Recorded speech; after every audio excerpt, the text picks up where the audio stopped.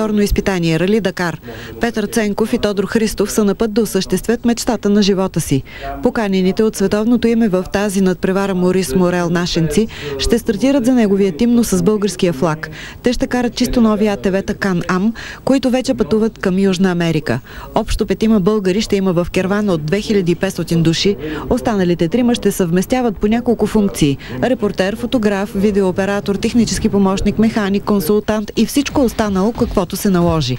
Маратонът стартира на 1 януари и за първи път автомобили, камиони, мотоциклети и АТВ-та ще минат по различни трасета.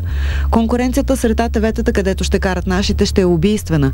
Освен всички шампиони от минали години и техните подгласници, ще стартира и силна армада местни състезатели. Тайното оръжие на Пепи и Тодор е фактът, че те за сега са абсолютно непознати и не влизат в сметките като конкуренти. Това пък амбицира и двамата, които просто нямат търпение най-после всичко да започне. Българите пристигат на 26 декември в Буенос Айрес. Предстои тариране и калиброване на машините.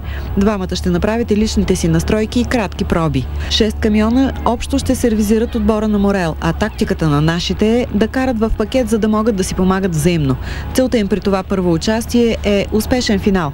Вложените средства и доверие трябва да се оправдаят. Категорични са Ценков и Христов и обещаха да се отблагодарят на 67 000 членове на интернет портала, които събраха нужните за акредитация и път средства с достойно представяне. Тодор Христов вече е излекувал контузията, която го спря за Рали Мароко. Двамата тръгват за пустинната си авантюра след 4 дни.